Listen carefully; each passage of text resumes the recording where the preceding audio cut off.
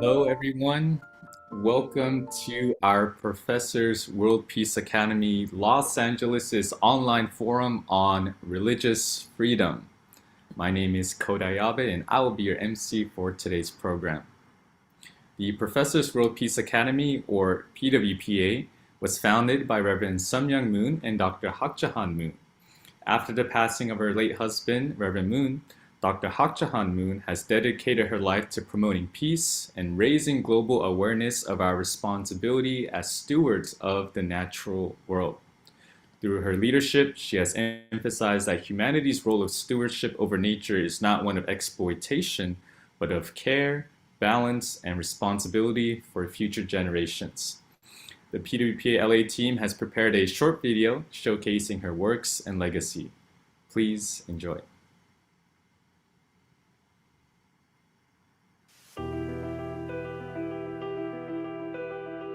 50 years ago on May 6, 1973, Reverend Sum-Young Moon and Dr. Hak Ja-han Moon established the Professors World Peace Academy with many world-renowned scholars in order to support research and activities for building a peaceful world.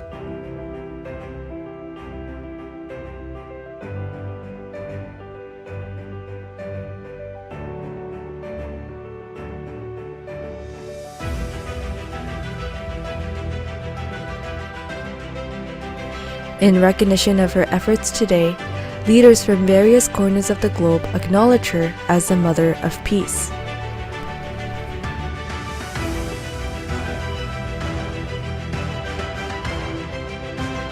She champions the cause of building the harmonious world transcending religious, ethnic, cultural, and ideological boundaries. She also puts in tremendous efforts to mentor future leaders, allowing many young people around the globe to hold on to hope and dream big.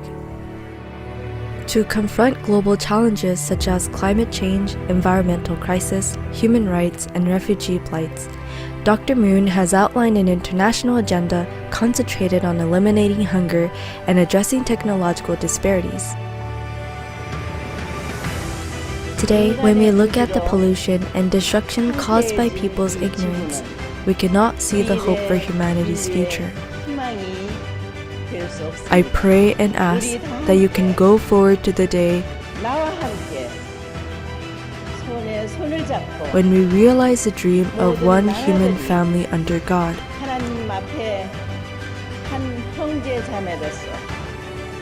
Working hand in hand together with me and with all nations as brothers and sisters in front of God.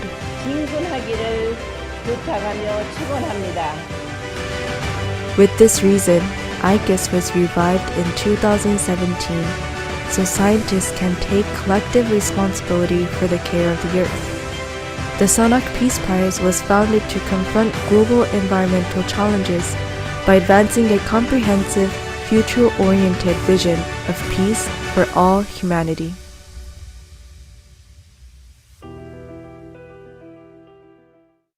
Thank you for that wonderful video. I hope you're able to get a grasp of the heart of our founders as they established the PWPA organization. PWPA LA's main focus is on environmental issues, and Dr. Hak Ja-han Moon has been a part of the forefront in making sure we have proper stewardship over the environment. However, today our topic is a little bit different. Before we begin today's program, we would like to briefly acknowledge a situation that has given particular urgency to this conference. Our co-founder, Dr. Hak Ja-han Moon, is 83 years old and suffers from serious medical conditions including near total blindness, cardiac illness, severe mobility limitations. She is unable to walk independently, but yet has remained in detention due to being a faith leader since September of 2025 in an isolated cell without adequate medical support or accommodations in South Korea, a democratic nation. Other religious leaders have also been detained or extended periods. Such circumstances raise serious concerns under international human rights standards, particularly regarding the treatment of elderly and medically vulnerable individuals. This situation has led us to reflect more deeply on human dignity and the importance of religious freedom as a foundational human right in a challenging and changing world. It is in this context that today's conference takes place, and today's forum will explore this idea through our academic leaders, real-world examples, and thoughtful discussions. And we are honored to be joined by distinguished scholars whom I will introduce more thoroughly as they speak, who have dedicated their research to the issues of human rights, religion, and society. So joining us today, we have Dr. Thomas Selover, the president of Professors World Peace Academy International. It's good seeing you, Dr. Selover. We also have Dr. Frank Kaufman, president of the Professors World Peace Academy. Thank you for joining us, Dr. Kaufman. We also have Dr. Holly Folk, professor and advisor of religion and culture at Western Washington University. Thank you for joining us. And thank you to everyone who joined us for our panel today. Each of them share so much wisdom, as you'll hear from them momentarily. And yeah, we're very excited to have you all today. To give you an overview of what you expect to see, first we will hear from Dr. Thomas Selover, who will speak on religious freedom and human rights in a changing world, followed by Dr. Frank Kaufman, who will speak on religious suppression, the three regimes, followed by Dr. Holly Folk, who will share insights on the restrictions of religious freedom in a democratic society and the current situation in South Korea. Following the speakers, we will do a panel discussion, and lastly, we will conclude with a Q&A session. With that being said, I'd like to start the discussion of religious freedom by inviting up our first speaker, Dr. Thomas Selover. Dr. Thomas Selover is the International Co-Coordinator of IAAP, the International Association for Academicians for Peace. He has a doctorate in comparative religion and East Asian philosophy from Harvard University and has taught for over 25 years at universities and colleges in Canada and the United States, as well as in China and in Korea.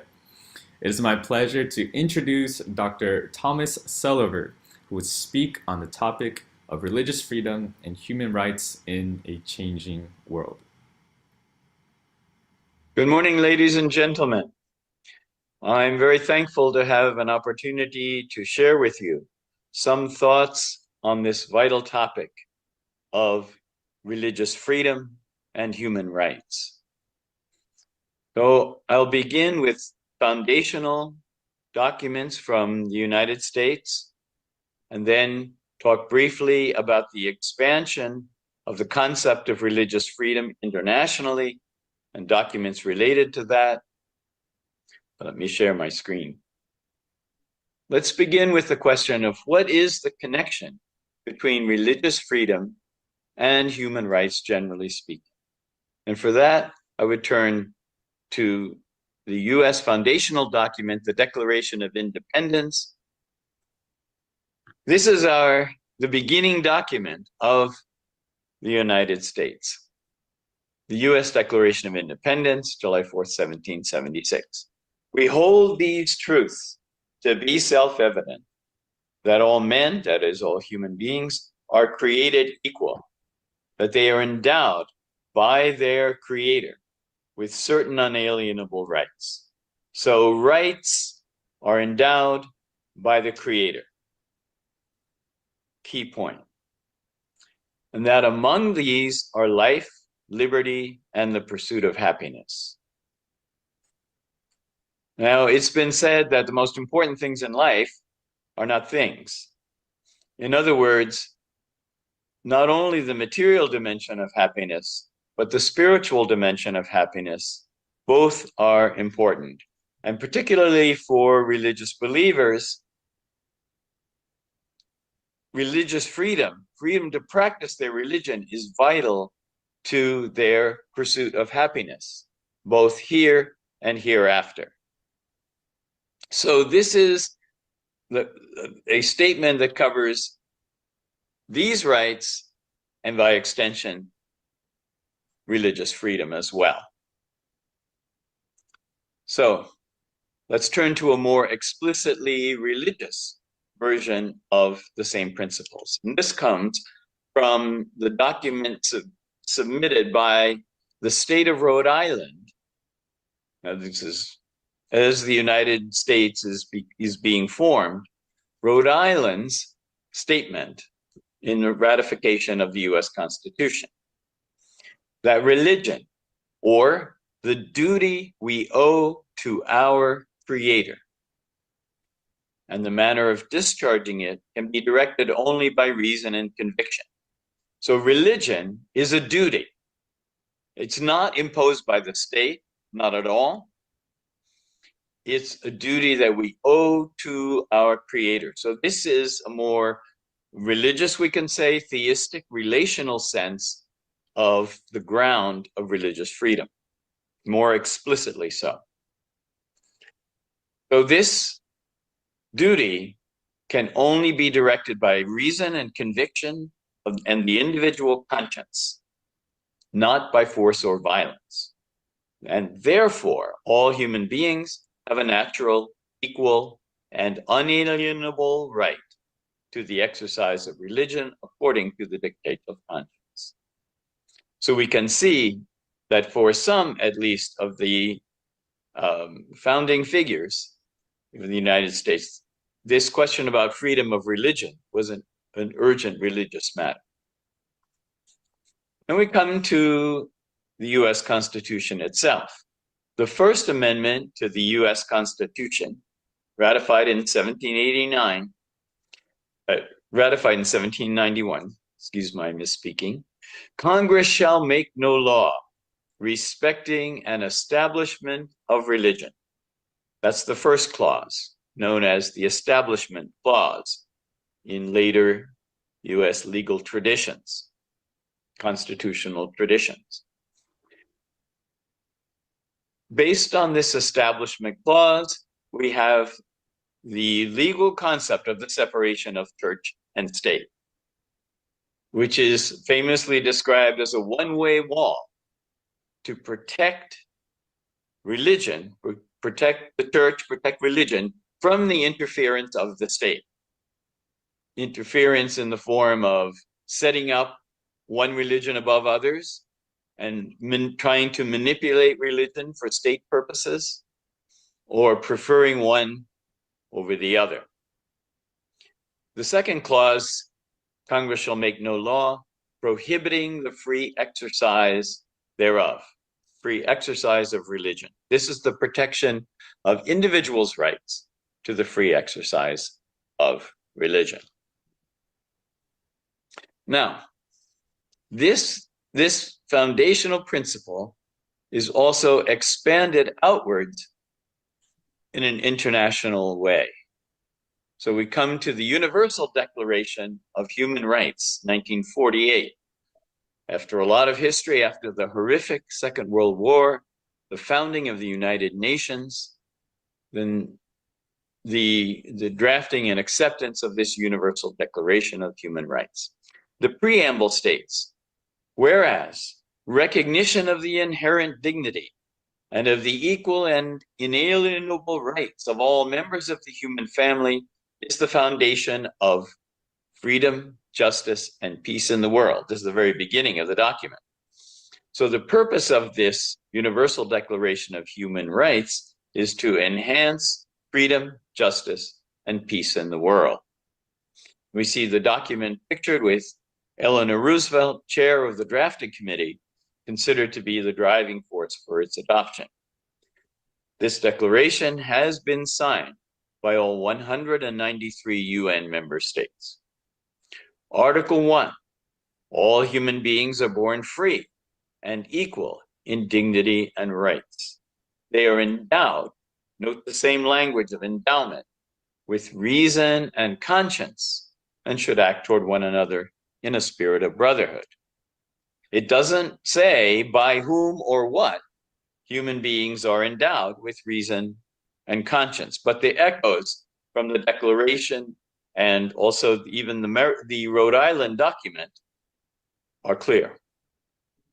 Based on what are human beings born free and equal in dignity and rights? There must be some foundation, but that foundation can be interpreted according to the various traditions. There were members on the committee that wanted to make sure that no explicit theistic language or even naturalistic language was included as a ground for those rights. But we know from the wider tradition that there is a ground upon which those rights stand. This is Article 18. Everyone has the right to freedom of thought, conscience, and religion. This freedom includes freedom to change religion, and this is critical, freedom either alone or in community with others, in public or private, to manifest his or her religion or belief in teaching, practice, worship, and observance. So it's not only a private matter, it's a public matter as well, the freedom to practice religion in public. Now, there are nation states that are signers of this declaration who do not recognize the public dimension of religious freedom. Their statutes interpret religious freedom, freedom of religion, as freedom of belief only, to be held privately. And freedom, you could even call it freedom from belief for other people who don't want to become believers. The right to practice religion in community is not guaranteed at all. In fact, it's subject to strict limitations of the government. I think we know who we're talking about. This same principle is carried on in the International Covenant on Civil and Political Rights, so it becomes part of the framework of international law, adopted in 1966. Again, everyone shall have the right to freedom of thought, conscience, and religion. This right is freedom to have religion, to adopt, either individually or in community, to manifest religion in worship, observance, practice, and teaching, that is, promotion of the religious community. And no one will be subject to interference which would impair freedom to have or adopt a religion or belief or of his or her choice. So this international covenant, technically binding on all the signatories, is the international standard for religious freedom. There's one more document I want to mention, back to the American tradition, and that is the International Religious Freedom Act of 1998. This act established State Department's Office of International Religious Freedom to train Foreign Service officers in religious tolerance, help governments draft laws protecting religious freedom, and overviewing the situation, monitoring the status of religious freedom and religiously motivated abuses around the world. So this Office of International Religious Freedom of the U.S. State Department promotes universal respect for freedom of religion or belief for all as a core objective of U.S. foreign policy. And we see in these days a particularly active application of this International Religious Freedom Act. Thank you very much for your attention. Thank you so much, Dr. Selover, for helping us understand historically the foundation of religious freedom. Thank you. Our next presentation will examine the realities that challenge this freedom around the world, and it will be given by Dr. Frank Kaufmann. Dr. Frank Kaufmann is the president of PWPA. He has his PhD in the history of Christian thought from Vanderbilt University. He is also the president of the Settlement Project and the editor-in-chief of the New World Encyclopedia. He has over 40 years of peace mediation and international relations and has worked in a variety of scholarly areas to promote the ideals of peace. Please help me welcome up Dr. Frank Kaufmann to speak on religious suppression, the three regimes. Good morning and good afternoon. I'd like to thank the organizers for the invitation to be with you today. I'd like to thank my fellow panelists for your presentations, and I'd like to thank all who have logged on to be a part of this effort. I've tried taping this presentation twice and went woefully over time both times. So I've recognized that the content here is about an hour's worth of content. The best I did was to get it down to 30 minutes. So what I'm going to do is basically provide you just a cursory overview or introduction of the content. I will go through the slides so you can see them.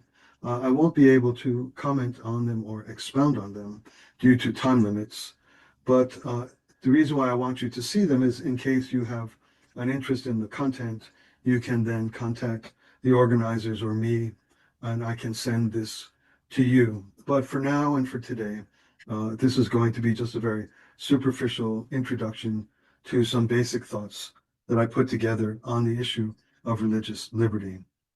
I've entitled my presentation Three Regimes, Religious Suppression, Three Regimes, and I'll explain what each of these are. Religious suppression is the opposite, of course, of religious freedom.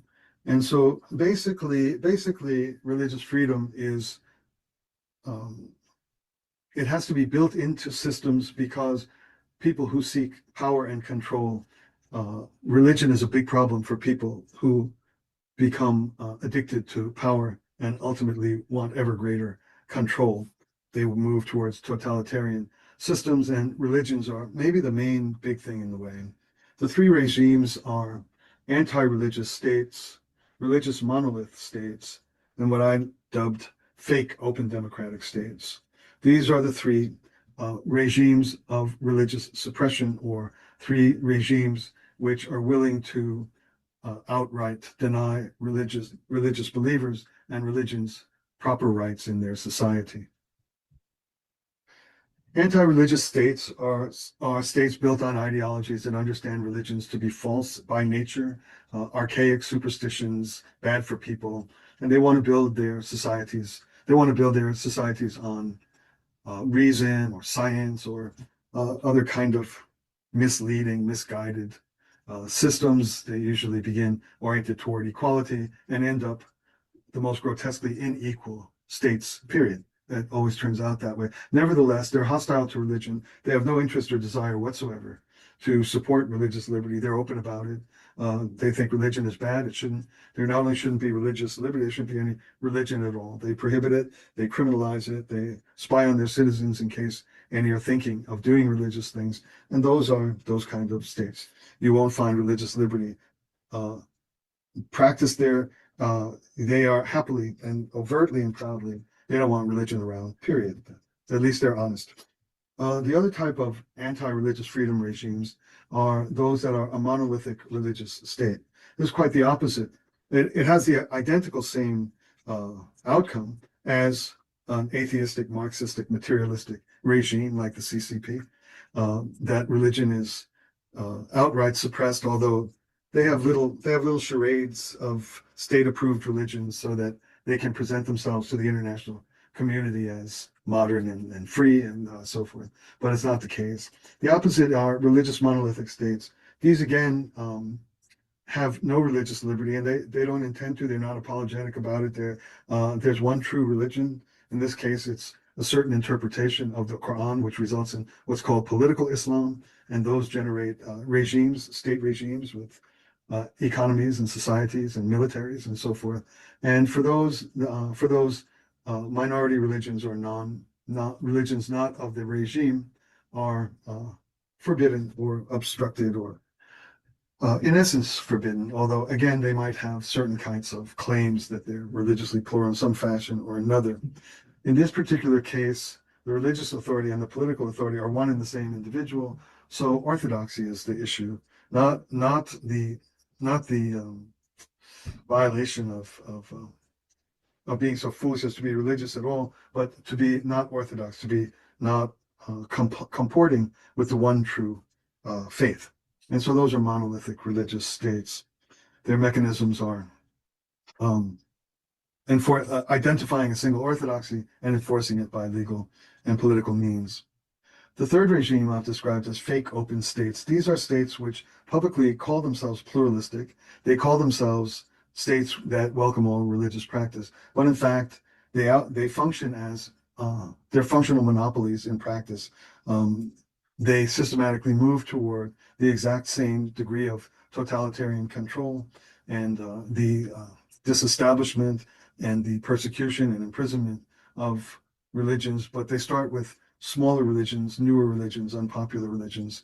They do not use state force, as in the case of the materialistic totalitarian states. They do not use the force of religious orthodoxy, as you find in the religious monolith states, but rather they use the cultural stigmatization of unpopular religions. And they rely on various institutions which are meant to keep corrupt and power-thirsty politicians in check, actually end up joining forces, and media becomes a kind of a Pravda-like force, advancing the agenda of a given partisan political angle. And religions are always a problem to anyone seeking control and power. These three regimes have these things in common. There is an authority higher than one's own personal conscience. Religion is understood to be a problem to be managed, not understood to be a positive contributor to the health of society. The way that the increasing totalitarian removal of rights of religious believers happens is first restrictions are normalized, and then eventually they're enforced by political and police force. The minority and unpopular religions are always targeted first, but surely if the regime can last long enough, all religions will become victim of the need for power seekers not to have people following their conscience and gathering in religious groups. Here's the central warning of the presentation I'd like for us to consider. Religious liberty fails not only when religion is banned, but when it is managed, favored, and narratively controlled. Once a religion is banned, it's already game over. It's very hard to dig your way back from that. There has to be a radical upheaval and just kind of a society has to fall once it's reached the point where it bans religious practice. But when you watch a society begin to favor certain religions and begin to manipulate the narrative definition and to make religions unpopular by a flood of articles and TV and news, and that's when you see the beginning of movement towards totalitarianism. That's in the third regime. The first two are open and clear. They don't allow minority religions, or they might do so in a charade. The counterpoint to everything I've described here, the three regimes, political monolith, religious monolith, and societies which claim to have religious pluralism but are really just incrementally working toward the deprivileging of religion because it's in the way of total control. But the fake democracies, there's only one political system that's ever been invented in the history of humankind that has the possibility to sustain religious freedom and keep it preserved even in the face of corrupt, power-hungry seekers, either religious power-hungry people or political power-hungry people. The United States, established in its foundational framework, guarantees that religion could survive the bad behavior of leadership. One is that religion is a right. It's not a privilege given by the state. The most important, perhaps of all, is that the human conscience is the highest authority, period, on earth, period. It's higher than any political power. It's higher than any cultural assessment. So if you drop to the bottom no, I'll leave it at there. The conscience is the highest. The state is structurally constrained. It's not merely rhetorical. It's not claiming to be pluralistic. The state is blocked from exerting authority over religious belief and practice.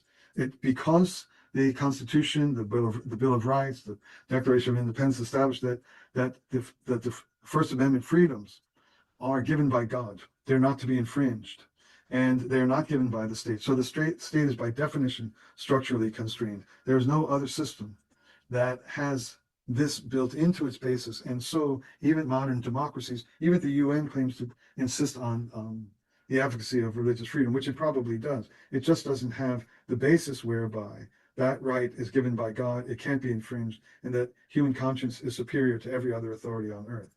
In this way, religious institutions remain independent civil society actors.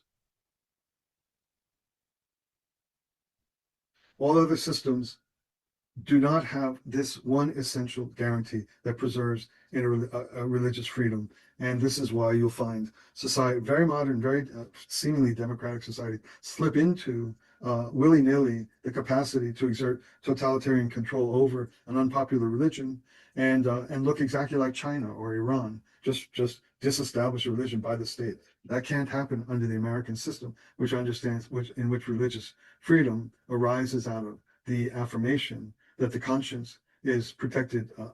Our rights are given by God. Our conscience is superior to all other authority on earth. The other democratic systems do not have this at base, and as a result, little by little, freedom can be limited by, especially this second one, freedom is conditional on public order and national harmony. You'll even see that in the West. You'll even see people constantly yelling about a threat to democracy, a threat to democracy. I could regard tall people a threat to democracy, or blue-eyed people a threat to democracy. So as soon as you have public order or this idea of national harmony as a higher authority in which a power-seeking individual, whether religious or political, can start to abuse that concept and start to constrain upon the rights of belief and conscience and right to gather, right to speak, using these things, public order, national harmony, then you just have the incremental encroachment of totalitarianism, because there's a certain type of people who can't govern with honor. They have to govern by control. Public morality is easily manipulable. Suddenly there'll be an outcry. Oh, this particular group is threatening our society. We have to get rid of it. We have to get rid of it. Under the American system, you cannot do so. It's a right given by God. So I've used a Korean example in this slide. I'm not going to develop it because I've tried twice to cover some of the material and I just don't manage by time. This slide is basically a reiteration of what I've just explained. In the American side, the constitutional tradition limits power structurally, not just rhetorically. Other types of democracy, including the UN affirmation and all other modern nations, they claim to be pluralistic, but they do not have the structural guardrails in place. This slide and table develops all of these step by step, and you can study it if it has enough interest to you to request these slides. I'm happy to share them. The conclusion of my talk is to point out this: the fixing of any of these three regimes, which oppress an individual's calling from God to worship in a certain way and in a certain community. There are no quick fixes to this. If these are not embedded in the founding constitutional structures of the founding of the country, it is very hard to undo what's in place, because you would actually need the compliance of either political or religious people to completely redefine the rights so that all human beings, all citizens are there. It is called the consent of the governed. Everybody rules in America by the consent of Americans. And so to imagine trying to get anybody to vote on that, all legislators and politically elected figures to vote on something that's going to limit their power. It's very, very hard to do. But these four elements are what would be needed in order to restore or improve or expand the incidence of religious liberty in human affairs and internationally. You have to constitutionally enshrine structural limits on state power. You have to call out or put in check this kind of disgusting media compliance and becoming a state-utilized mechanism of suppression. Religions should, by all means, never seek the shortcut of having the state do its dirty work and wipe out some competitor because they're unpopular. This is a complete violation of the purpose of religion in the world, which is to function as a set of ideals, virtues, and conscience for those who would serve as public servants. Finally, a culture that understands and knows essentially that rights are inalienable. They're not contingent upon state permission.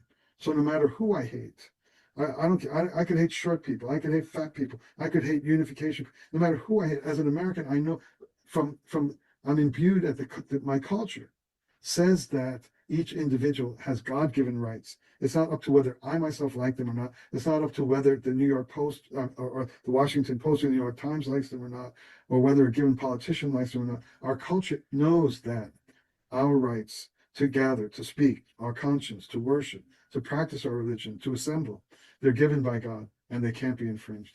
All right, so those are a few thoughts, and I think possibly on this third try, I may have hit closer to the time limit. Thank you very much.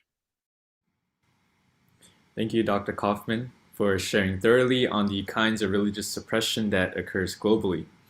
I really appreciate the point you made when you stated how religious liberty fails not when religion gets banned, but when we start to see it managed and being controlled, which is what we're seeing in some parts of the world today. So thank you, Dr. Kaufman. Next, I would like to ask a question to our special speaker, Dr. Holly Falk. Dr. Holly Falk is a professor and advisor on religion and culture at Western Washington University. She received her PhD in religious studies from Indiana University. Dr. Falk is a historian who studies 19th and 20th century American religion and culture. Her research addresses a variety of social movements that fall outside the mainstream, including new religions.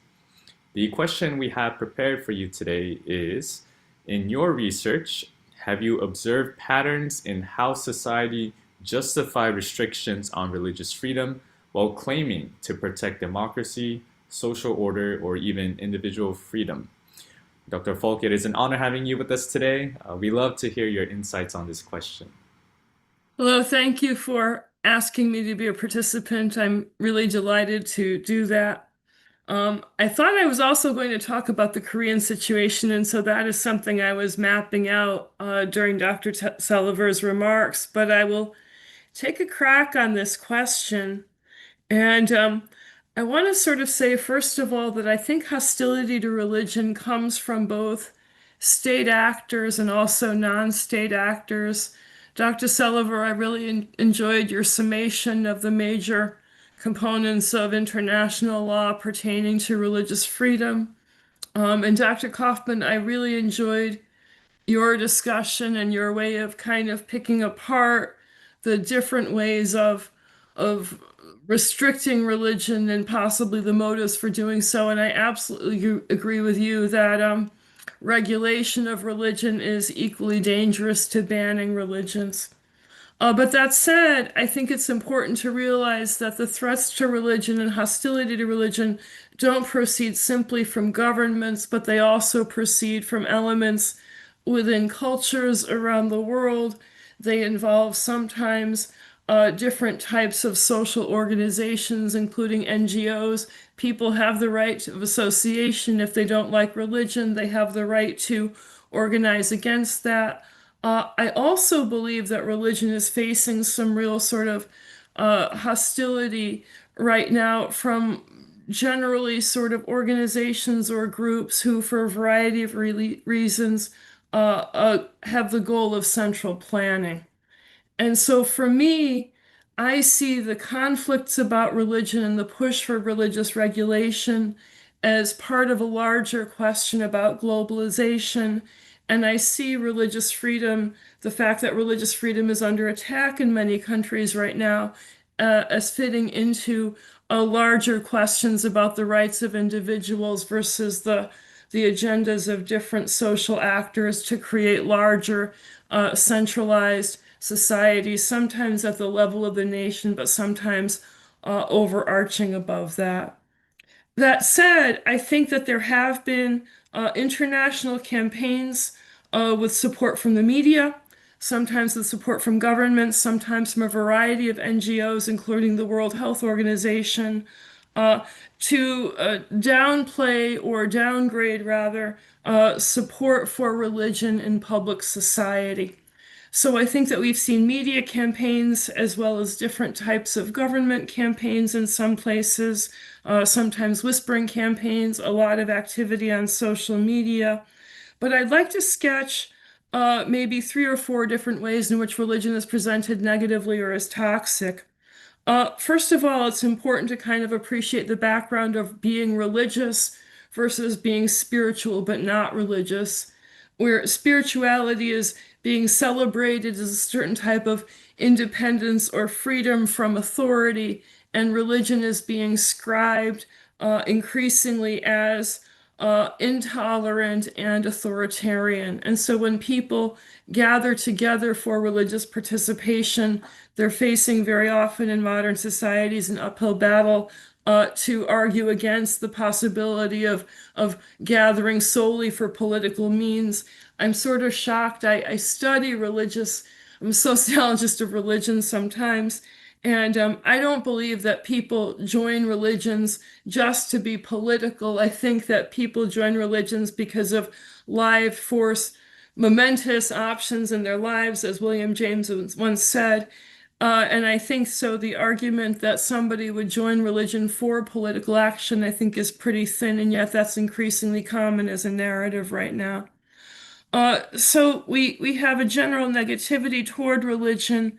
We have an awful lot of framing of religion as toxic, as harboring abuse. We see this in increasingly whispering campaigns about sexual abuse. We see lots and lots of promotion of religious communities as being intolerant of LGBT communities and people, even against groups that are working very, very hard to develop more tolerant strategies to encounter people within their own communities. And then, of course, we have cult framing, where any group with a different non-majority belief theologically is presented through a series of steps as being inherently prone to criminality, which I think is a real problem. So those would be my main observations about how religion is presented negatively. The other thing to kind of also consider is how negative framing of religion, and especially negative framing of religious minorities, is being paired up with larger generational conflicts in modern society. In Japan, in Korea, in the United States, the second generation issue is being promoted as something to undermine the family federation, and similar attempts have been used against the Jehovah's Witnesses and other groups that have large or growing young adult populations. For that matter, also, it's useful to consider how the framing of religion as intolerant hits younger populations who are increasingly receptive to LGBT issues. We know, in fact, that the framing of religion as prone to homophobia or intolerance is actually a major leading factor in driving down support for religion among young people right now. So those would be some of my observations in terms of things to think about with modern society. Both the fact that the unification movement has been historically framed as cultish and socially deviant, and that's unfortunate to recognize that that continues and is ongoing in the media, and especially in the entertainment media. But it's also important to realize that you guys are not alone right now, and there's a lot of effort made by a lot of social actors to generally frame religion in general as toxic and dangerous and as prone to social harm. I would suggest tracking the language by which this discourse is used and constructed, because it's pretty consistent. You can track accusations about sexual abuse. You can track discussions of trauma and religion. You can look for the keywords spiritual abuse or spiritual harm and religious harm. So if anybody wants to talk to me about this after the session, I'd be glad to do so. Thank you so much for your attention. Thank you so much, Dr. Folk, for that insightful response. Continuing with your expertise, we now invite you back up to talk about the current challenges on religious freedom in Korea. Okay. I know you briefly touch upon that topic, but yeah, I know you have extensive studies in South Korea, in Japan, and other countries. And this has been a topic, as you mentioned, directly affecting the unification movement and our founder, Dr. Hak Jahan Moon. So yes, please, if you have further insights on this topic, we'd love to hear from you more. Wow. Well, thank you. I realized as I was getting this put together a little bit ago that I didn't think on my feet in one place that I really should have, and that was to get the correct names and pronunciations of certain figures in this narrative. And so I'm going to have to allude to their positions, state their positions, but I lack specificity for the name of the Korean president who was recently sentenced to prison.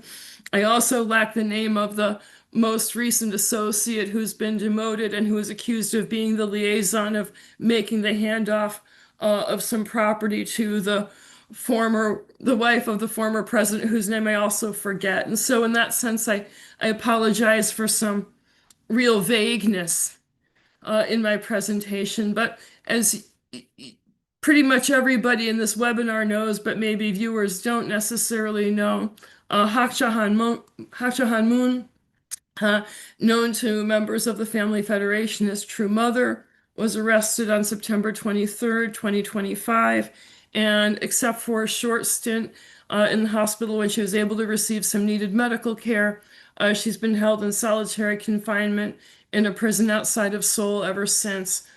She's been, as far as I understand, offered the possibility of house arrest if she pleads guilty, but she's not been able to attain a house arrest during the trial.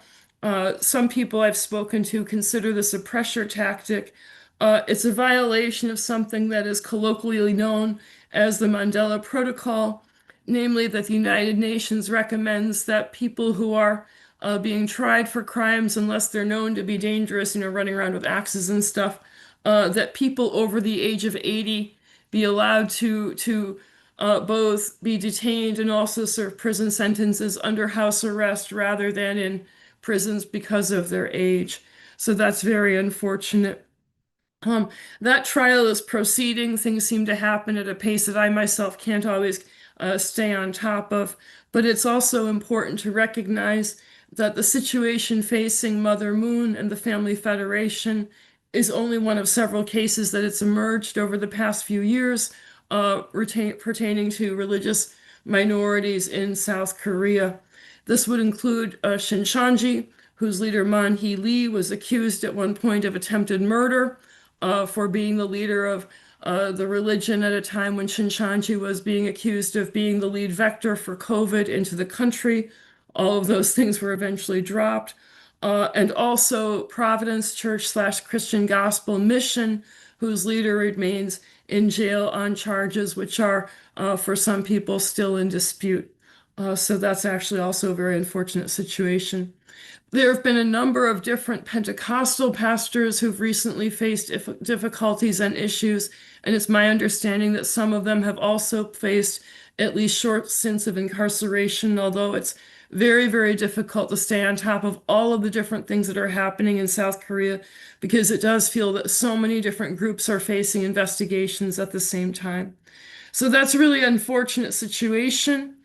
And I wanted to talk a little bit about the most recent development, which happened earlier this month. There was a meeting between the president of South Korea and about 7 different religious groups. Representatives met with the president. This includes the leaders of the Catholic Church, 2 of the largest Buddhist orders, Chondogyo, also the organization that collects some of the nationalist shamanic groups together. The 2 National Council of Churches, namely 2 Protestant groups in Korea, also attended. And so in other words, all the majoritarian establishment leaders met with the president for a luncheon, in which time he announced that he supported the abolition of heretical religions and the seizure of their property. Since then, a proposal has also arrived in the Korean government to change the constitution in a way that would allow the government to abolish religions that were seen to be causing social harm or violating political laws. And so this is the element which seems to have driven an awful lot of recent agitation against religions, the accusation that they are illegitimately involved in politics. As a side note, Mother Moon is in jail right now over assertions that she orchestrated the transfer of something like $56,000 or $60,000 worth of property to the wife of the former Korean president in the form of jewelry and at least 2 handbags, one from Chanel and one from Birkin. If Mother Moon was involved in this decision, I'm highly skeptical because of other things I know about her biography. It's also important to realize that this was a third party handoff. The property was actually purchased by an assistant to Mother Moon, a high representative formerly in the Family Federation, who gave these items to a shaman who is not affiliated with a family federation. And the shaman handed these items to an assistant to the president's wife. And so there's an awful lot of sort of hearsay and sort of steps to this, which I think need more scrutiny before conclusions are really drawn. Moving on from that, it's important to go back and to sort of consider what's being proposed and what the impact would be. The assertion is that it's needed to regulate illegitimate religious involvement in politics, and it's needed to regulate religions that either have quote unquote heretical beliefs or cause social damage, either by their heretical beliefs or by their activities. This flies completely in the face of religious freedom as it's understood under American circumstances. I am aware that culturally Korea has different expectations of social order than America, but there are real ramifications to going down the route of these proposed changes, and so I should talk a little bit about that. Before I do that, I also wanted to sort of mention the isomorphism in the Korean case, both to Japan and also to China. As many, many people in this webinar know, the Family Federation and the unification movement is facing a very, very hard time in Korea over assertions of a variety of things, but including assertions that they cause social harm to their second generation. And so when you think about the way that social harm is being sort of discussed as a reason to be concerned about certain religions in modern society, you want to appreciate that there's very much a transposition of certain assumptions and stereotypes from the Japanese case over to the situation in Korea that's being applied both to the Family Federation and also to other religions. It's also important to consider the involvement or the isomorphism to other countries. When I look at the proposed changes in the Korean case that would happen to the Korean Constitution, I think very, very much that this looks like an attempt to establish something comparable to the three self system in China, whereby there's a handful of religions that operate under the auspices of the government with government approval. And then everybody else is considered sort of illegitimate. What people don't understand is that when a group signs on to be a participant in a system like this, they very, very quickly find their own activities and operations very, very circumscribed, their ability to publish their own texts, their ability to hold meetings on schedules that they want, their ability to simply gather as a community for something other than worship, but simply social support. All these become very much an open question. So with that, it's important to sort of consider a little bit what's on the table in terms of Korea, in terms of allowing the government to possibly decide which religions were harmful. Massimo Introvigna has written very eloquently about this in Bitter Winter. Most recently this week, there was an op-ed where he explained that one of the problems with this proposal to the Korean Constitution is its absolute vagueness. There's no discussion really of the limits to what would describe a religion as harmful. In other words, it empowers the government to pretty much abolish a religion at will. Korea is an interesting culture. I've been there many times. I love Korean culture. I love the Korean country. I love Korean people. I've become aware of some of its idiosyncrasies as a culture. It's a culture that is, on the one hand, inherited a great deal of influence from Confucian society into the respect for order, propriety, generational respect, intergenerational cooperation. All these things are wonderful influences coming over from China.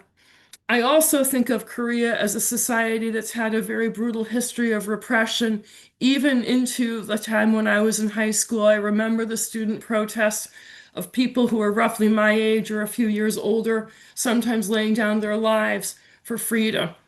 And so I'm hoping that maybe people can remember a little bit as they contemplate what's going to happen in Korea, to remember that conscience rights matter not just to religious people, but conscience rights matter as inherent rights of individuals within larger societies. And in Korea, especially in South Korea, the rights for individual freedom have been very, very hard won.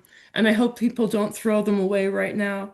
And lastly, I think it's important for people to appreciate that what's happened in Japan and what's happening in Korea is very quickly becoming an exportable model.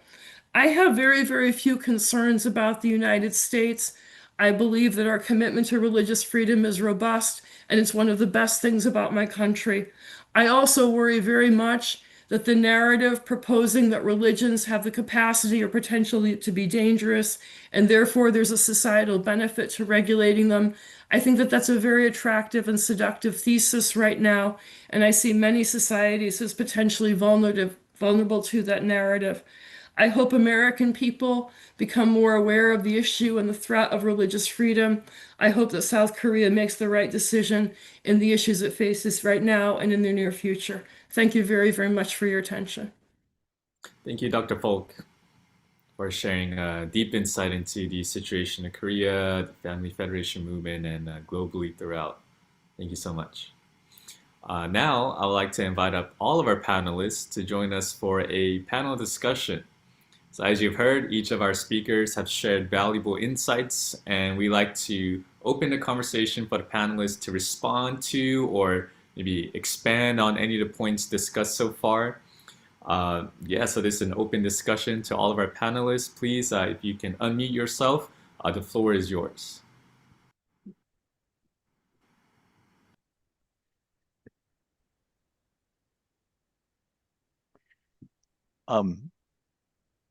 Maybe since you haven't told us how we should speak, maybe let me offer a couple of thoughts. One of them is, I find it deeply ironic. This is on the Korean situation. Deeply ironic that just as we began with I began with the American Declaration of Independence, we think about Korea, we can begin with the Korean Declaration of Independence in 1919, which was really the engine for the national aspiration to be an independent country. That document was prepared and signed by 33 religious leaders, Christian leaders, leaders from the indigenous religion known as Chundogyo, the Way of Heaven, and Buddhist leaders. So if it were not for the patriotic political concern of those religious leaders, that Declaration of Independence would never have come to exist. The movement surrounding it would never have come to exist. And the whole generation of this modern Korean patriotism would be on quite a different foundation. So one other thing that you often see in the press, that the issue in Korea is church state, and that's a familiar topic from American tradition, church and state. If you read the Korean Constitution in Korean, it doesn't say church and state, the separation of church and state. It says the separation of religion and politics. And this is what Dr. Folk was talking about, that this vagueness, what is politics? What does it mean to say something politically relevant? So the separation of religion is like the segregation of religion, trying to take it out of any interaction with other elements in civil society in Korea. So I just wanted to add those 2 points. Thank you. I would build on that if I can, Thomas. And here would be a couple of observations I have about Korean culture. That on the one hand, it's important to realize that something like half of Korean people right now declare themselves to be secular, right? And they claim to have no religion. And this is especially true of young people, and it's also true of older people, and to some extent, a little bit of that I think is people who simply don't want to talk to surveyors about their religious identity, and I do appreciate that. But that Korea has a large population who is pretty much skeptical about religion. But then Korea also has, among the religious population, a very, very diverse population where Christianity is larger than Buddhism, but then Christianity breaks down to Catholic and Protestant and many, many different Protestant groups. And so, in that sense, Korea has an awful lot of religious diversity. But my observation is that in spite of Korea having a lot of religious diversity, Korea is it's not a violent country. It's not a place where, you have terrorists, thank God. I mean, that's a wonderful thing about its culture and its society. But on the other hand, it's not like everybody gets along very easily, right? It's a country where people feel passionately about their religions, and the religions are used to arguing with each other and sort of being in competition with each other and being in a certain amount of social tension with each other, even if this doesn't become a violent element. And then the other thing I'm also aware of in Korean society is that I think in Korean society, religion becomes a very, very important force for social cohesion among groups of people. And then I also think that Korean culture has some distinct elements in terms of what happens with social solidarity. It's very much a mountain society. It's very similar to West Virginia in terms of its anthropology in some ways. And so you get people who are very group oriented and very passionate. And these are attitudes that manifest with different religions being in tension with each other. And I think that that's the bedrock on which political behavior actually is being built and on which political structures are built, are these other identity structures. And so I have a lot of sympathy. I think it's really hard. I don't think that you can extricate politics from religion in Korea because of the way that religion sort of is interwoven in the way that Korean human group theory sort of functions right now.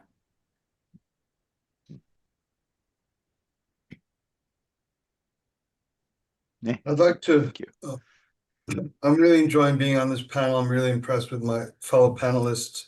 One of the things that I'm curious to know from either of my fellow panelists is that the concerns we're addressing today, it seems like there should be some serious development of theory related to the relationship between religion and politics. In a certain way, the issue of addressing issues of religious freedom are secondary to a more fundamental inquiry into those two dimensions of being human. And all efforts to separate them are unnatural and furthermore impossible, as you both indicated. I'm wondering if in the field of scholars such as Holly, who's specifically invested in the issue of religious freedom, if there is a side or part of your community that's working explicitly on creating foundational thought regarding expounding or expressing or advocating for a version of religious and political relationship, both in individuals and in society, that would be a foundation upon which you could further develop kind of sound advocacy on the issue of religious freedom. Thank you. No, I think that we're a ragtag fugitive fleet. And there are not a lot of people doing new religious movements that are focusing on religious minorities. I mean, there are clearly some lawyers who, have done some admirable work, both in terms of human rights and also in terms of scholarship. But in terms of straight scholarship, looking at new religions and trying to sort of think about religious freedom, I think most of us basically come out of history or anthropology or sociology, and we're weak on political science. And there are some excellent people based actually in Asia, um, in Taiwan and in Korea, and I think that that's great. And I can give you some names, Frank, and put you in contact with people later on. But I would say that within the world of new religious movement studies, I feel like that's actually a missing conversation to actually bring in political science or political theory. Thanks very much. If I could follow up, is that all right, Kodai? Is that Yeah, all right? yeah. Um, I think that basically the concern is to have rigorous advocacy within the confines of what's called theological anthropology. So it even starts from a subjective reflection on personal self-construction, being a spiritual figure and being a person with political engagement, even just as an individual. So theological anthropology is the arena out of which such a foundation would grow for sound guide rails to arrive at advocacy for a healthy relationship between religion and politics. And the final thing I'll say is that it's my strong belief that unification theology has some very, very good aspects to it that would be supportive of any scholar wanting to experiment with or look at various constructs of how the spiritual and the physical or the religious and the political are related. Thank you very much.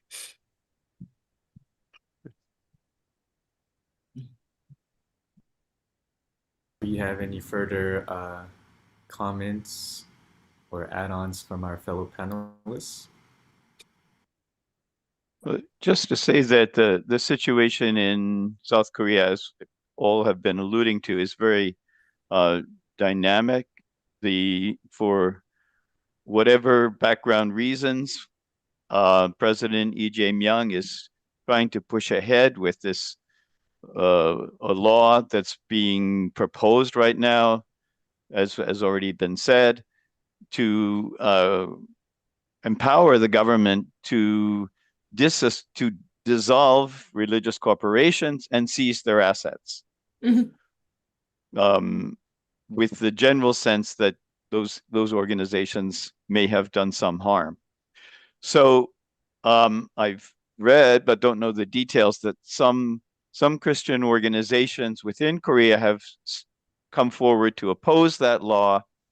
I think the fate of that law may depend partly on how many, the diversity of those who oppose it and who understand that it's not just about one or two groups that you can name right now, but it would put all religious organizations under the same kind of threat.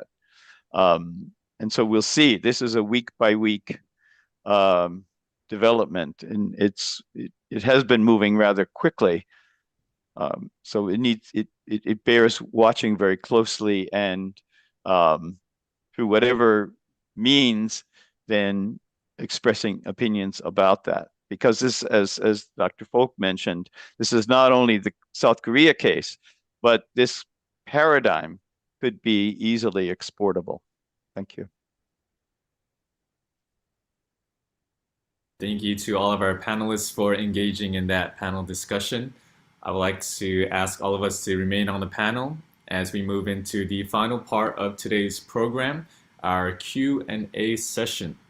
So we will now welcome questions from our Zoom audience. If you have a question, please use a raise hand feature, or feel free to type your question in the chat and I can read them aloud for you. And when you ask the question, please mention who you'd like to address the question to.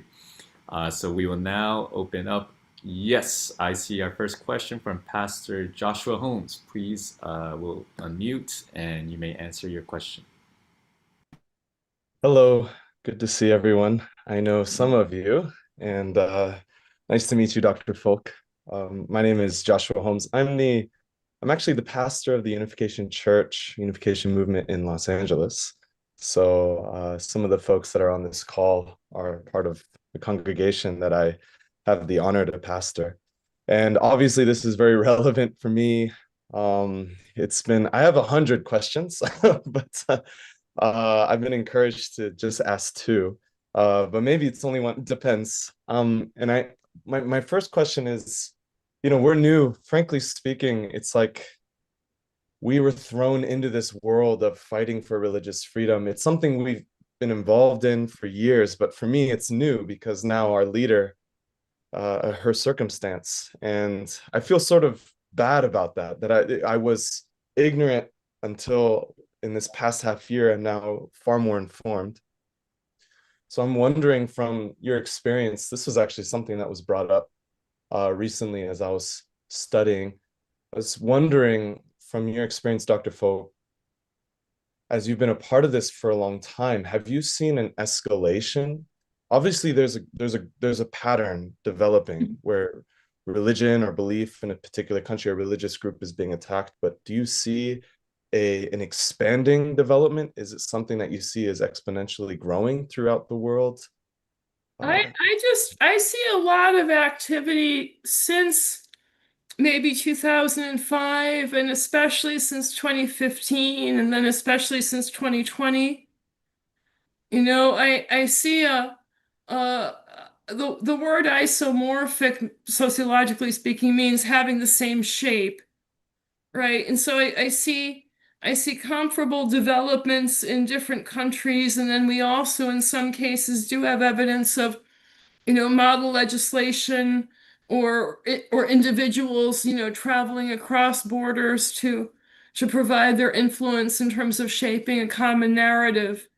If you think about, um, has there been an escalation? I'd say yes, and I don't think this is the only index, but think about the way in which the cult paradigm has really taken over social media and entertainment media and the number of Netflix documentaries. And I think that you can, probably do some Google Analytics to watch the explosion of narratives about spiritual abuse and religious harm and trauma and similar sort of tropes presenting religious as inherently, sort of pathological. And so I don't think it's just my own observations. I actually think that there are ways, if you were to look at publications, again, analytics online, I think that you could probably actually really get down to the year when this stuff exploded. And I think if people were curious, they could probably then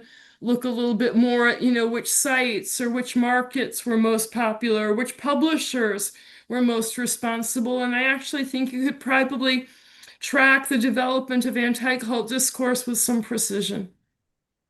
Wow. Okay. Well, I guess then my next question and my last question, but and to Dr. You should do it. whoever You else- should do it. Really seriously. You're Yeah, in a position, you've got a lot of young people, in your community. You're in an area that's kind of proximate enough to the tech world. You could do Google Analytics and figure out, exactly why and how this stuff escalated. That would be a wonderful contribution to religious freedom. yeah, that's exciting. I can think of a few people that could help me too. Maybe it could be the work of PWPA. The team here is doing really amazing work. I mean, can I hold the floor for a second? Because there is something I actually want to say to everybody. And I've been asked most recently in a couple of different public settings, how do you fight for religious freedom and what can I do? And I think I wanted to sort of make three recommendations.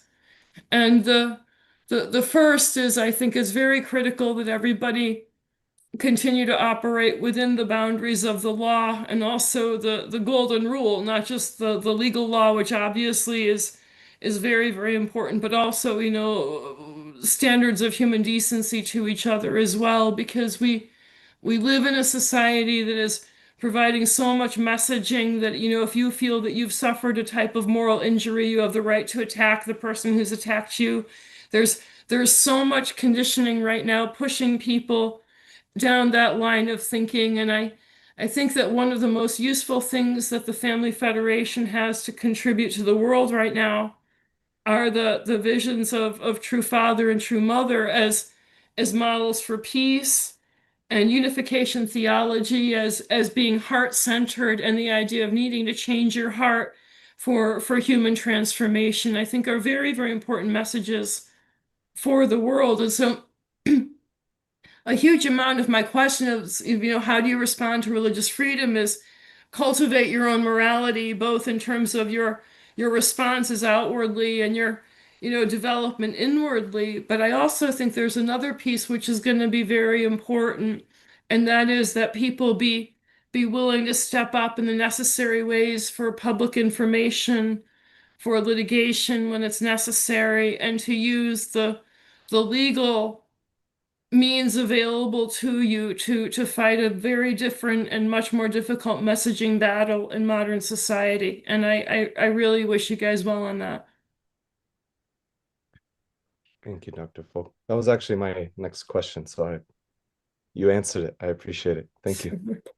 Thank you, Pastor Joshua Holmes, for asking the two questions, or one question. And for his telepathology as well. It's And precognition. Holly's receptivity. Thank you so much. So we still have questions. I believe next one who would like to ask a question is Dr. Sung-Ho Lee. Dr. Sung-Ho Lee, we will unmute you and please ask your question. Okay. Hello. Thank you. Thank you for asking me to join this very important conference. And thank you.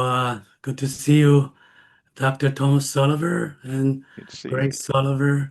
And thank you for the wonderful presentation, Dr. Kaufman and Dr. Holly Falk. I'm just learning a lot. And just to introduce myself, my name is Sung-Ho Lee, and the president of the DMG Forum, aiming to turn the Korean DMG into a peace park for the last 30 and more years. So I presented some lectures at this setting of PWPA, but at this time I'm learning a lot, and I'm following some news from Korea too. So, and also, I have a lot of questions regarding Dr. Kaufman's presentation about three different categories. But I just want to hold my questions because there's two big topics and a lot of question about China and North Korea and the many Middle Eastern countries like Iran and Saudi. But at this time, I just want to make some comments and a question related to Korea. And, as Dr. Falk said, the Korean situation is indifference, but religious indifference is the problem, like a religious apathy, because even traditional Christians and Buddhists is drawing down in South Korea. So now more than 60%, not even half, more than 60% call themselves a secular, no religious kind of particular religious. They don't have any religions. It's getting, larger and larger. So that doesn't mean that they do not have interest in kind of faith. They do have interest in, God and faith. So that means that 통일교 in South Korea has a room for expanding if it itself kind of exert itself more positive way. Because 통일교 itself has nothing wrong in South Korea. What social harm do 통일교 do to South Korean society? Nothing. It's just the religious stigma that the traditional Christian organization put on them. So, politically, 통일교 and political parties has been very good, either party. So it's both parties is if it's any parties, because 통일교 has a very good relations traditionally. So current kind of political suppression is very unique, and I don't think my personal hope is that I don't think it'll go too far extreme. And another thing is there's a constitutional law and constitutional judges in South Korea, and most of them said that, as Dr. Selover mentioned, that it is not a separation of church and states. It is a separation of religion and politics. That very good point. I didn't realize that the reason why the Korean Constitution has such a wording of separation of religion and politics is to stop politics aggression toward religion. That is the original intent of Korean Constitution, not the other way. So this is very kind of unconstitutional move by this political party, led by Lee Jae-myung. And there are a lot of complexities that I heard why they do that at this time. Then one positive sign is that the Lee Jae-myung side is do not want to expand this kind of investigation. So they do not adopt special prosecution for this Tongilgyo and problem that has been so far, revealed. So they try to kind of manage, I think, at this time. So one thing is that there is a constitutional backup in the Korean politics that many constitutional legal experts say that it is nonsense, that this kind of move by, unlike Japan, I don't know the Japan's constitution, but in Korea it's very clear. As I said, it is to protect religion from the state, from the politics, not the other way. So it has been, discussed, many religious leaders, including Christians. So, and the other thing is, there are many others, but Lee Jae-myung government wants very close relations with North Korea. And they knew that how Reverend Moon has been doing in inter-Korean relations, and many Lee Jae-myung's political inner circles has been close relations with Tongilgyo people related to North Korea. Kind of they want to contact with the North Korean side. So many other things, but in that two regards, constitutional backup and North Korean relations with the Tongilgyo, I don't think the current kind of, political suppression by Lee Jae-myung will go too extreme. That's my current thought. So I just want to ask a question from Dr. Falk, that what's your observation, and also Dr. Selover, your current communication with Tongilgyo groups, inner circles leaders. And one other reason is the conflict within the Tongilgyo in South Korea, the many secrets that would not have been revealed to the society has been revealed because of conflicts within people, within Tongilgyo in South Korea. So I don't know about the details of what conflicts within Tongilgyo itself. So such secret matters are initially revealed to the Korean media, to some certain newspaper. Can I try to answer part but not all of your question? Sure, yeah. Okay, I think what you're saying is that you think that because of the connections between Tongilgyo and possible connections with North Korea, or their ability to affect things with North Korea and some other issues in Korean society, you think that there may be some reasons why things may work out for the better for Tongilgyo, and you were asking me to sort of say what I thought with that. Yep. And I will say that there's a whole bunch of dimensions to your question that I'm incapable of answering because I don't have evidence where I could sort of say whatever in a public forum, and so I wanna demur from answering most of your question. But I will say that when I was talking with somebody who's a scholar of Korea yesterday, their observation was that the unification movement is actually better positioned than some of the groups that are vulnerable to the proposed changes.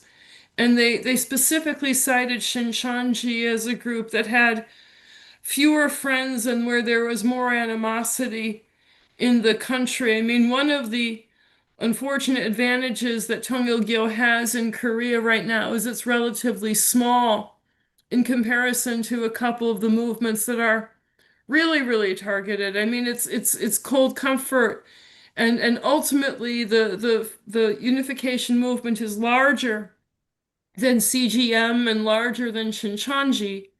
But that doesn't matter that in Korea, the unification movement, the Family Federation is relatively small and I think is less of a flashpoint right now. And so my answer is less being able to sort of give a prediction about what might happen with Tongil in Korea, but it's an observation that I think with you, I think that there may be some reasons to be modestly maybe hopeful about the situation for Tongil, and I can't say why that might be. But I also think that that doesn't change the bigger issue, which is that many religious minorities are vulnerable in the country right now.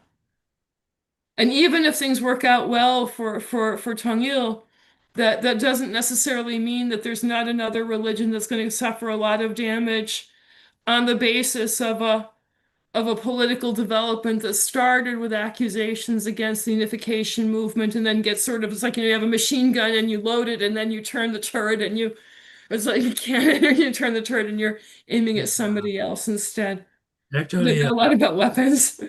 the political support from the former President Kim Dae-jung. Kim Mhm. Dae-jung is the kind of a root of a current Minju party, the Lee Yeah. Jae-myung party.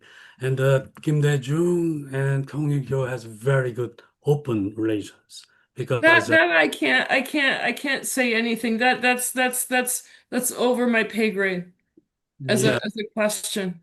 yeah. So anyway, so that's the root of Minjudang, Lee Jae-myung's political party, and then Kim Dae-jung, the former president, was kind of personally attended by the two parents when he Mhm. died. You Mhm. know, some kind of ceremony for him, and then there's a lot of intimate relations with Kim Jong Il. Even Kim Il-sung and Kim Jong-il and Kim Jong-un even send flowers to Mother Moon Mhm. every year, the Mother Moon's birthday. So these Lee Jae-myung's group know closely about that. And the current Minister of Unification and the Mhm. current National Intelligence head is a Mhm. very close associate in that regard. That's why I mentioned there's some political reasons why this matter will not expand it because of Lee Okay. Jae-myung's sincere effort to re-engage North Korea. That's one part. And the other part is the constitutional matter. I want to ask Dr. Selover what the discussion is about Korean constitution related to politics and religion. Do you know anything to add? Very shortly, I would just say that I think you mentioned the idea that the Lee Jae-myung administration doesn't want to appoint a special prosecutor for Dong Il-kyo. I don't necessarily see that as a positive because they are worried about exactly the kind of connections that you referenced. They don't want that in the discussion. This is supposed to be all about the People Power Party and anybody who supports them. So I would be a little bit cautious of seeing that as a positive sign. Thank you. Thank you. Thank you, Dr. Lee, for asking that question. Yes, we will, due to time, move on to our next question and potentially being our final question. This comes from Professor Walter Lowe. So the question he typed was this is for any of our panelists. Based on Dr. Kaufman's 3 categories and considering the atmosphere at the community college where I teach English, how much would any of you see those regimes of suppression as factors affecting the culture on our own public and private colleges and universities in the United States? Yes, this question is addressed to anyone who would like to answer. I'll answer this if I don't want to. I'm sorry to take up so much room on the webinar. Um, I do believe that there is soft power that affects campuses and affects messaging about religions and lots of other social issues. And so, in that sense, I think some of this is very much simply yes, and probably quite a bit. And the way to figure that out is to actually to audit university foundations and especially to look for foreign contributions. And so there's a piece of your question which is easily discoverable if the Justice Department in the US were willing to throw attention in the right places. But I also think it's important to realize that it's not just governments and regimes of suppression that are affecting college campuses and affecting, public opinion in the United States.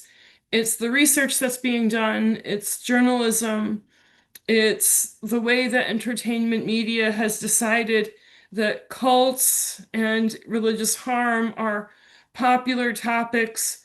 It's the way that TikTok is allowed to sort of upvote and promote messaging about religions as dangerous and pathological. It's a huge amount of yellow journalism. There are also efforts coming from weird places, like, for example, the World Health Organization, which has decided that religious extremism is a threat to public health, and that can fill people in another conversation. But it's to say that one of the most important things to appreciate right now as we move forward is to recognize that the oppression is not coming simply from a convergence of repressive governments and anti-cult associations, but there's a lot of different sort of mediating infrastructure, and sometimes groups, I believe, are in direct communication, and sometimes we have to think about this as fish who are sort of swimming in the direction of the same kind of current, right? And so there's sort of a shared sort of general support for a direction of let's make society much more secular. I think a lot of people who are young have a belief, they've been fed a belief right now that if we can make religion go away, that we'll have a society that's more peaceful and tolerant. And I think that we have a lot of messaging right now to promote the idea that religion is something that causes more harm than good. And yet, ironically, there's a lot of attention going out right now in terms of research towards human flourishing. The Templeton Foundation just gave Harvard and Baylor $50 million to study human flourishing. It's one of the largest academic grants ever made. And the irony is that even amid a global push to sort of sideline religion and present it as harmful, we also have an awful lot of empirical evidence to show that religion as a communitarian venture promotes human flourishing. And actually, religious people have much, much better outcomes and metrics that can be measured again in terms of human flourishing. So there are a lot of reasons not to try to banish religion from public society. Thank you for the answer, Dr. Folk. Okay, and I'd like to give a thanks once again to all of our panelists for answering all the questions. Thank you to our audience for asking the questions. And as we come to a close of today's forum on religious freedom, I'd like to invite each of us to reflect on what we have heard. So religious freedom is not a challenge faced by just one religion or just one country, as Dr. Folk has mentioned, but this is a global issue affecting people of many faiths and belief systems around the world. And when religious freedom is threatened, there will be dangerous consequences. And awareness is the first step, and by understanding these issues and recognizing the patterns that we discussed today, we become better equipped to speak up and stand for the freedom of religion, even when those beliefs are different from your own. So each of us has a role to play, and individual voices matter. Whether you're a scholar, a student, a faith leader, or just a concerned individual, our choices, our conversations, and actions can help protect religious freedom in our communities and beyond. And if you're interested in learning more, our special guest, Dr. Holly Folk, has been working under the Center for Studies on New Religions and created articles for Bitter Winter, their publication. And through this, we hope you can have a better insight on religious persecution happening globally. So please feel free to read them. Please feel free to share them on social media, share with your friends, and also have them informed. If you found today's conversation meaningful and believe more discussions like this are needed, you can contribute directly to the PWPA LA using the QR code on the screen. Your support goes directly towards making programs like today's event possible. And if you'd like to stay connected to us, particularly with our initiatives on religious freedom, we have a sign up for membership to the Peace Starts With Me Alliance. So PWPA is an umbrella of the bigger Peace Starts With Me movement, where we have sister organizations that all have different areas they cover, but all have the same goal of promoting peace and religious freedom. You can sign up for membership using the following QR code. Together, through awareness, individual responsibility, and action, we can ensure that religious freedom is protected for all. That being said, we will officially conclude our forum on religious freedom. Thank you to all who joined. If I can ask our Zoom audience to stick around for some group photos, but for our audience that joined us through our live stream, thank you again, and we hope to see you in our next event.